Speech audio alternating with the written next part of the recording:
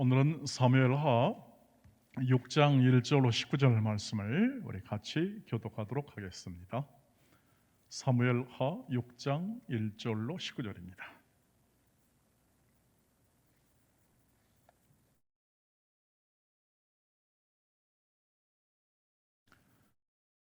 구약 471면 사무엘하 6장 1절로 19절 말씀을 같이 교독하도록 하겠습니다.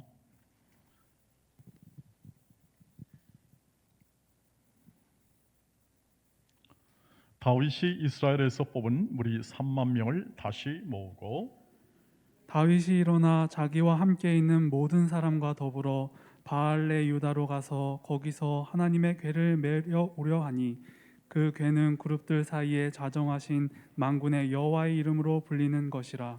그들이 하나님의 궤를 세수에 싣고 산에 있는 아비나답의 집에서 나오는데 아비나답의 아들 우사와 아효가 그 세 수레를 모니라.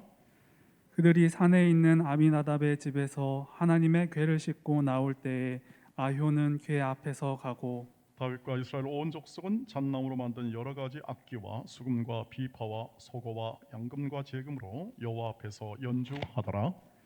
그들이 나곤의 타작마당에 이르러서는 소들이 띠므로 우사가 손을 들어 하나님의 궤를 붙들었더니 여호와 하나님이 우사가 잘못함으로 말미암아 진노하사 그를 그곳에서 치시니 그가 거기 하나님의 궤 곁에서 죽으니라.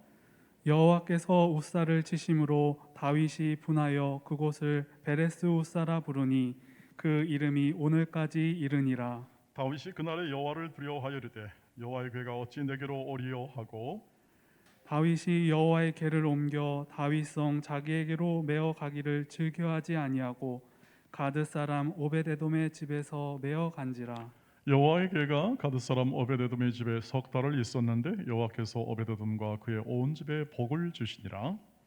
어떤 사람이 다윗 왕에게 아뢰어 이르되 여호와께서 하나님의 궤로 말미암아 오베데돔의 집과 그의 모든 소유에 복을 주셨다 한지라.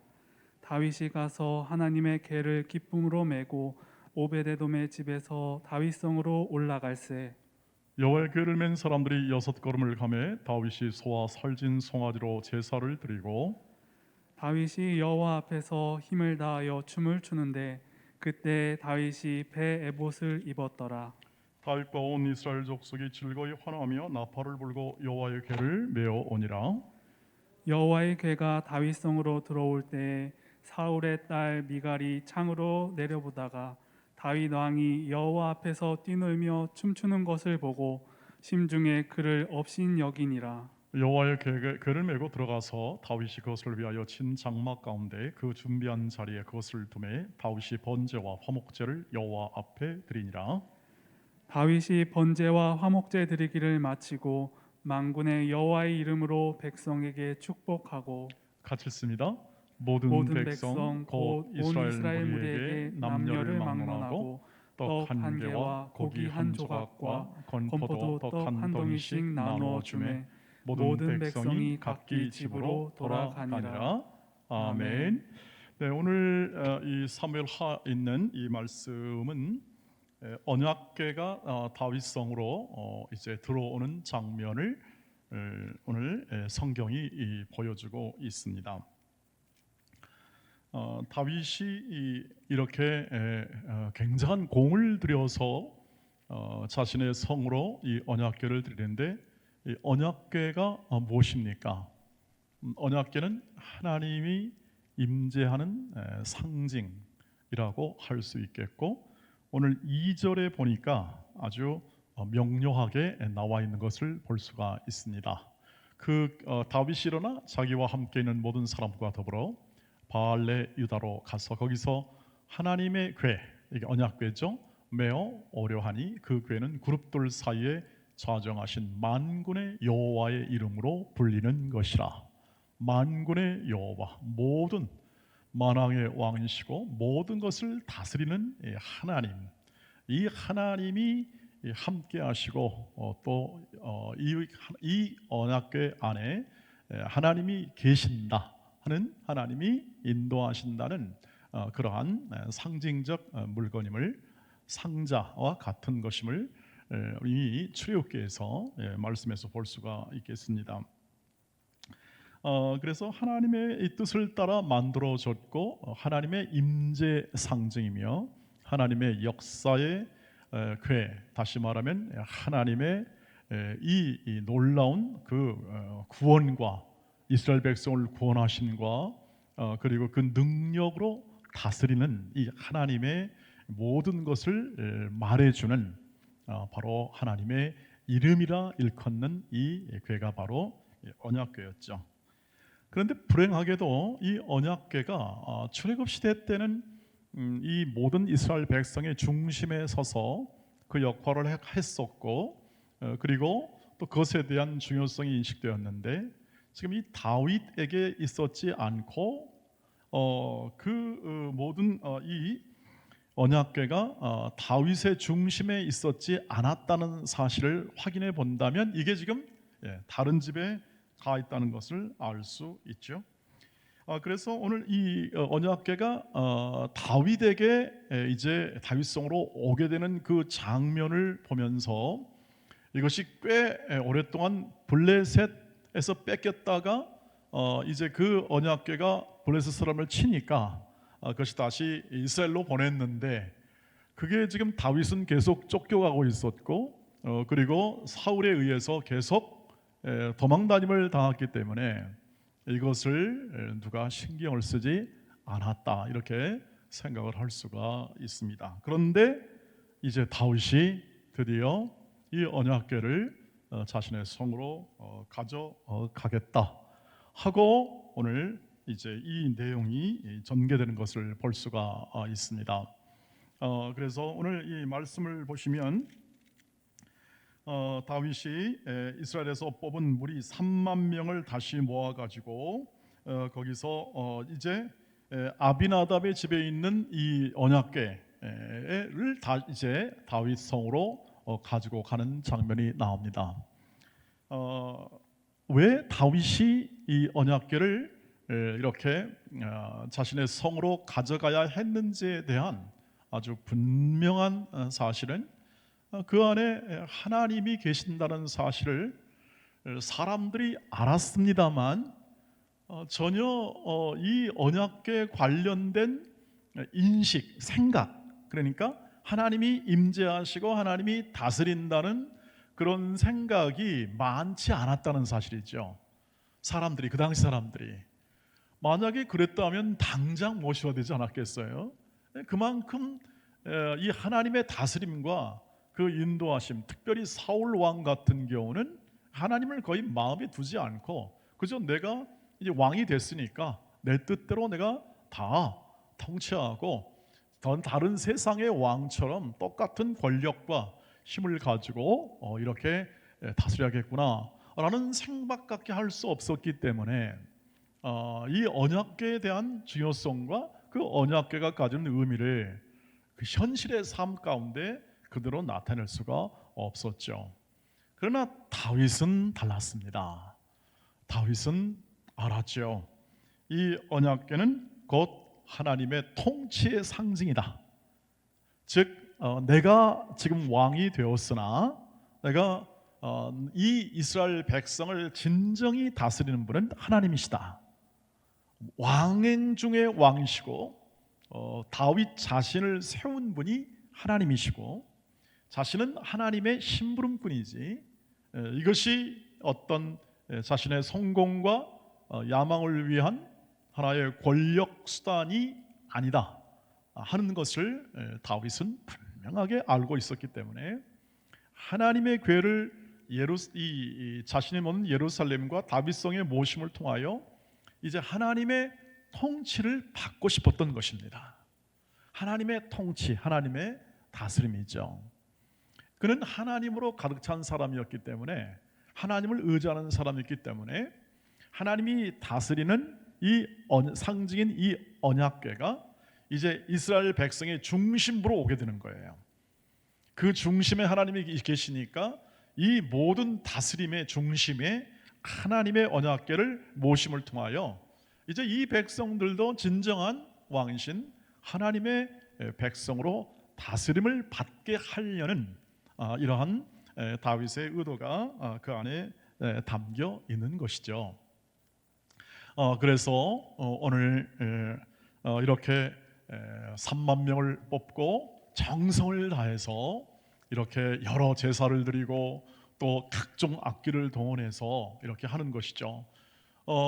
여러분, 이러한 다윗이 가진 이 하나님의 주권, 그러니까 이스라엘 백성을 다스리는 이 하나님의 주권 사상은 그들의 이 선조로부터 내려오는 이 이스라엘 백성은 하나님이 다스리는 백성이다, 하나님의 다스림을 받는 백성으로서의 인식, 그 정체성에 관한 부분을 명료하게 생각하여 그 모든 행동을 하게 되는 것을 볼 수가 있습니다. 그래서 기본적으로 그는 이 모든 것을 준비할 때 최선을 다해 준비하고 열정을 다해 춤도 추면서 이렇게 그 모든 이 언약궤를 다윗성으로 함께 들어가는 이 여정을 밟아가는 것을 볼 수가 있습니다.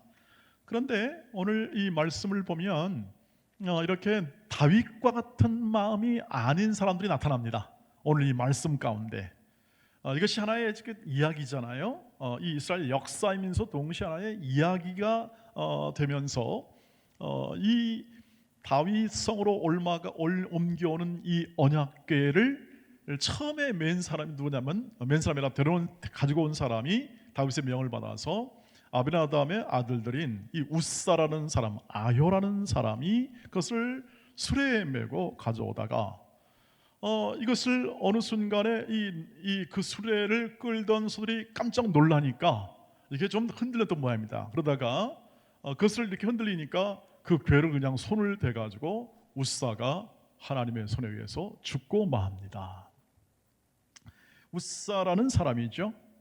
우사라는 사람을 오늘 이 말씀을 통해서 보내되는데, 이 사람은 여러분 생각하기에 아니 하나님이 이렇게 너무 진노하시는 게 좀 과하지 않으신가?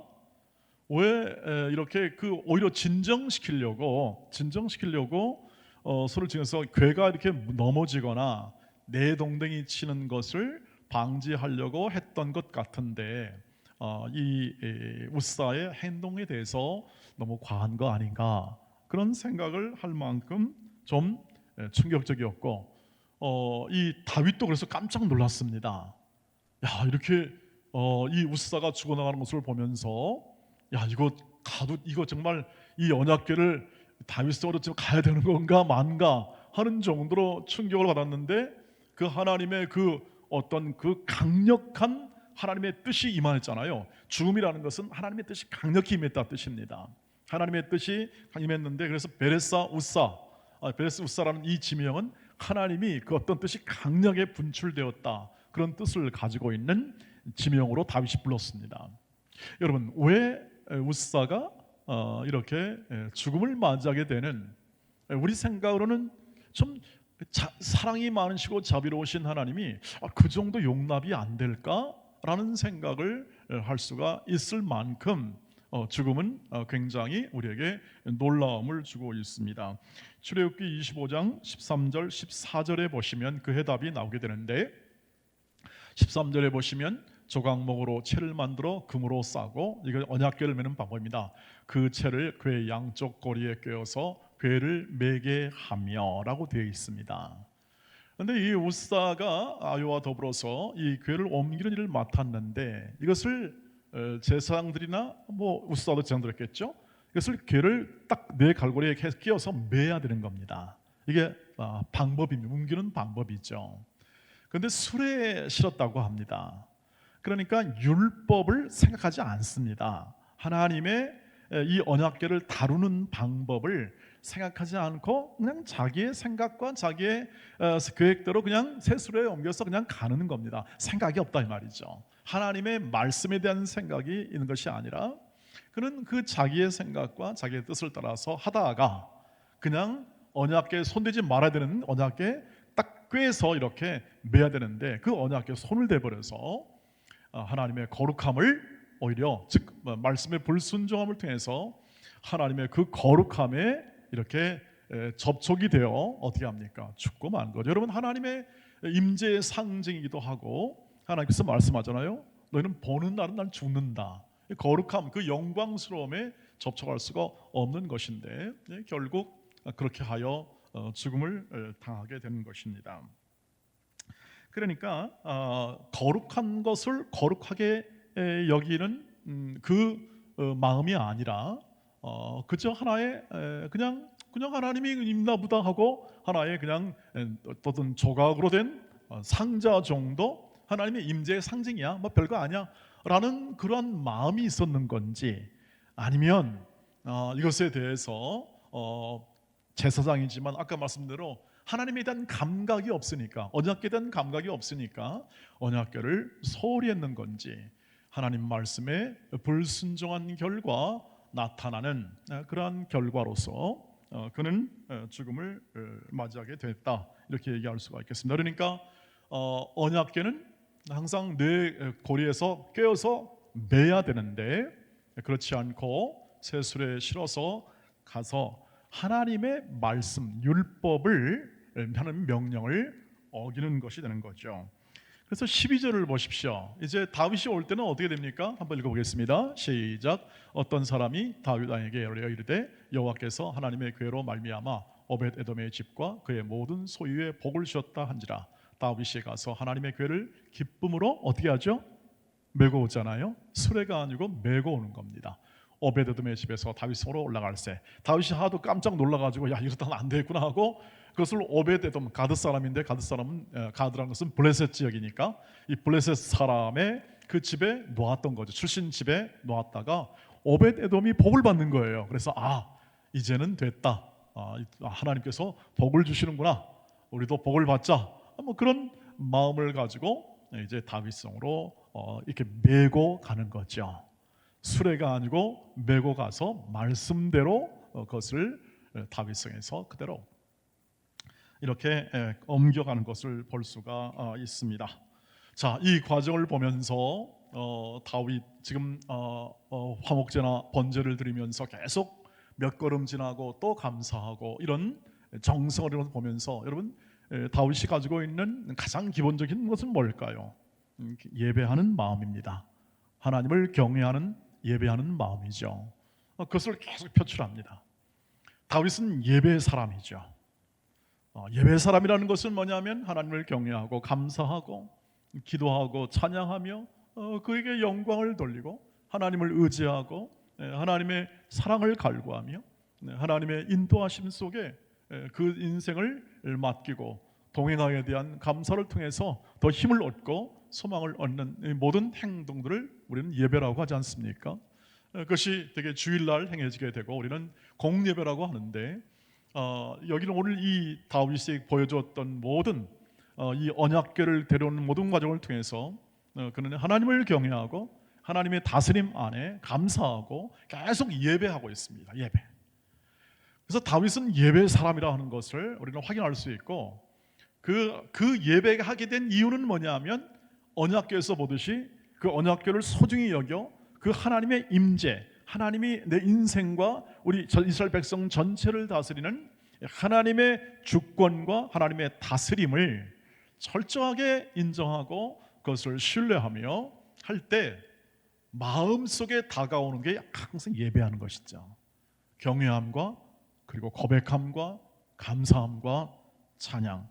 그래서 걸음걸음마다 번제물과 화목제물들을 예배하면서 계속 이것을 행하는 것을 볼 수 있습니다. 그래서 다윗은 예배 사람입니다. 예배로서 그는 왕으로서의 다스림, 통치와 그리고 행정적인 그 영향력을 준 것도 맞지만, 그러나 그가 가장 큰 영향력을 그 당시뿐 아니라 오고 오는 세대에 주는 것은 뭐냐 하면 그가 하나님께 예배했던 예배입니다.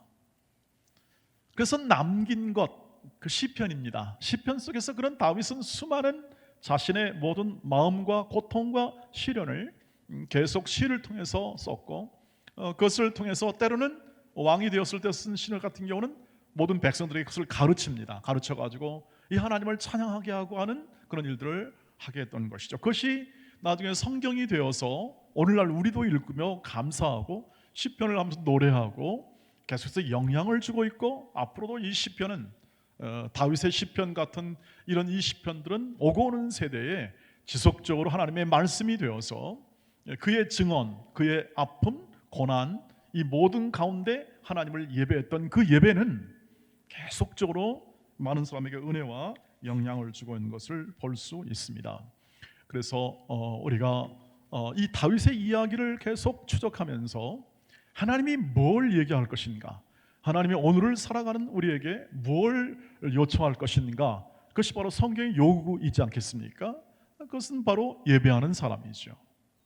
언제나 하나님을 예배하는 사람, 일평생 끊임없이 하나님의 일하심과 하나님의 역사하심을 기대하며 그것을 또 경험하면서 감사하며 찬양하며 예물을 드리며 그 하나님께 언제나 동일한 소망과 신념을 가지고 하나님께 나아가고 붙잡는 예배라고 하는 것이죠. 그래서 다윗이 이 군사적으로나 모든 나라의 행정적으로도 이렇게 영향을 미치는 것처럼, 그러나 가장 큰 영향은 바로 예배였다는 사실, 오늘 이 언약궤를 통해서 확인하며, 오늘 그 하나님이 그 다윗을 내 마음에 합한 자다 이렇게 말했던 사도행전의 13장에 있는 말씀처럼, 그렇게 말씀했던 이유는 뭐냐면 다윗이 뛰어났다, 다윗이 뭐 이런 다른 어떤 뛰어난 업적과 능력을 나타냈다가 아니라 예배하는 사람이었다. 그래서 예배는 모든 신앙의 근본이며 하나님의 주권과 하나님의 다스림 안에 있는 모든 하나님의 백성과 자녀들이 행할 가장 깊고 넓은 하나님의 인도하심에 대한 감사입니다. 그리고 그 예배를 통하여 새로운 힘을 얻고, 그 예배를 통하여 하나님을 더 깊이 알아가고, 그 예배를 통해서 자신의 신앙의 하나님 여호와 신앙, 하나님 신앙을 굳게 세우는 것이죠. 그래서 우리가 남겨줄 수 있는 가장 좋은 유산이 있다면 그건 예배하는 신앙이죠. 예배하는 신앙. 어떤 순간과 어떤 환경이 와도 하나님이 다스리니까 그 모든 상황은, 모든 여건은, 조건은 하나님의 다스림 안에 있다는 사실을 믿고, 이것이 왜 그런지에 대한 이해가 납득이 안 가는 상황과 여건이 온다 할지라도 그 납득이 안 되는 상황 속에서 하나님을 예배하고, 즉 예배한다는 것은 하나님의 주권을 인정하고 섭리를 인정하고 하나님 신뢰합니다, 하나님 믿습니다, 그 하나님께서 내 인생을 그냥 놔두지는 않을 것이고 이미 구원하셨으니, 우리는 구원받은 사람들입니다. 구원하셨으니 그 구원을 하나님이 친히 이루실 줄 믿습니다. 과정과 여건, 모든 내용들은 다 납득이 안 가도 어느 순간에 납득하게 할 줄 믿습니다. 그러나 그 안에는 하나님을 신뢰하고 변함없이 하나님을 따라 길을 걸어가는 가운데 늘 예배하게 하옵소서, 찬양하게 하옵소서, 감사하게 하옵소서 하는 그 마음으로 우리가 지속하여 우리의 모든 생명과 모든 시간이 닿는 순간까지 언제나 예배하는 삶으로 여러분의 모든 주위에 있는 사람들에게 나눠주시고 또 남겨주시기를 주의 이름으로 축복합니다. 그것은 돈과, 그것은 능력과 재능이 아니라 하나님을 의지하고 하나님을 사랑하고 하나님과 더불어 동행하는 마음으로부터 나오는 우리의 노래요, 감사요, 기쁨이요, 충만한 성령의 다스림입니다. 이것을 여러분이 많이 누리시고 계속해서 누리시고 코로나19 안에서도 누리시며, 이것을 막을 것도 없고 방해할 자가 없으니 우리의 모든 이 예배하는 삶을 주신 하나님께 날마다 예배하며, 개인적으로 예배하며 공적으로도 예배하고, 우리의 걸어가는 모든 길 속에 이 예배 신앙이 확고하게 자리 잡는 이 다윗과 함께하는 믿음의 사람들로 굳게 세워주시기를 주의 이름으로 축복합니다. 우리 함께 기도하도록 하겠습니다. 우리의 모든 삶 속에서 오늘 기도 가운데 있는데요, 온전한 예배, 모든 성도들이 정성을 들여 참여하는 예배죠. 온전한 예배를 통해 일상을 회복하게 하시고, 선출된 대통령이 국민들을 사랑하고 갈라진 마음을 하나로 묶는 그러한 귀한 일꾼이 되게 하시고, 우크라이나 백성들을 위로해 주시고 속히 종전되어 평화를 갖게 하옵시고, 우리의 환우들의 연약함을 치유와 긍휼의 은혜로 채워 주시옵소서. 함께 기도해